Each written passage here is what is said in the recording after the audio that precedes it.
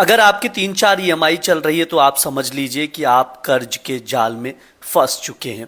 चलिए मैं आप लोगों को बता देता हूं कि इस जाल से कैसे निकले, यानी ईएमआई के जाल से कैसे आप लोग बाहर निकल सकते। कई लोग सवाल पूछ रहे थे, मैं आपको स्टेप बाय स्टेप एक्सप्लेन कर देता हूं। देखो हो क्या रहा है आजकल कि 3-4 ईएमआई ले ले रहे हैं, सैलरी आती है, सैलरी चली जाती, पता ही नहीं चलता। जैसे एक रियल सिचुएशन में आपको बता देता हूं। मान लीजिए किसी की सैलरी 50,000 रुपये हर महीना है। वो क्या किया, होम लोन ले लिया, 18,000 रुपये ईएमआई भर रहा है हर महीने। कार लोन ले लिया, कार की ईएमआई 12,000 रुपये हर महीने भर रहा है। इसके अलावा पर्सनल लोन लेकर भी बैठा है 8,000 रुपये।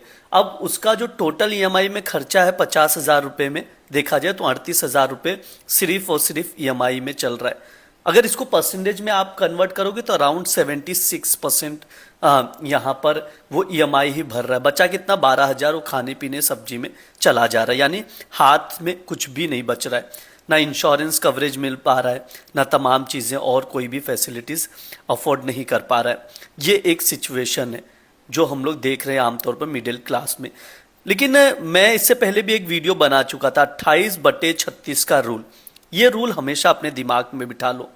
कोई भी अगर आप लोन ले रहे हो, 50,000 रुपये आपकी सैलरी है, होम लोन जो है टोटल जो अमाउंट है सैलरी का उसमें 28% से ज़्यादा नहीं होना चाहिए। और टोटल लोन मतलब car loan, EMI, personal loan सब अगर आप मिला लो तो वो भी 36% से ज़्यादा आपके सैलरी का नहीं होना चाहिए। यहाँ कितना हो रहा है, 76%। तो सबसे पहले इससे बाहर निकलना है। कैसे निकलना है मैं आपको बताता हूँ। सबसे पहला स्टेप क्या करना है, सबसे ज़्यादा इंटरेस्ट वाले जो लोन है उसे पहले चुका दो।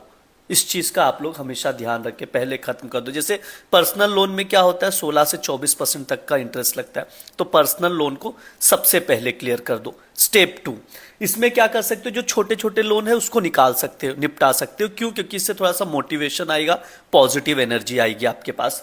थर्ड स्टेप में क्या करना, जो भी आपको बोनस मिले, टैक्स रिफंड मिले, तो इसको तुरंत आप लोग ईएमआई में मतलब ये पैसा ईएमआई में डाल के धीरे धीरे ईएमआई का अमाउंट कम करते जाओ, प्रिंसिपल अमाउंट जो है उसको कम करते जाओ, जिससे ईएमआई जल्दी खत्म हो सके।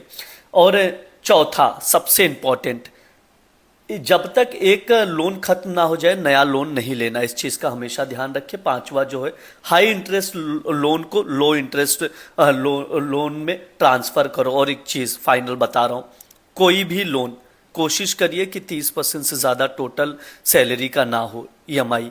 और अगर सिर्फ होम लोन ले रहे हैं तो 28% से ज़्यादा ना हो, टोटल 30% से ज़्यादा ना हो। इस चीज़ का ध्यान रखें।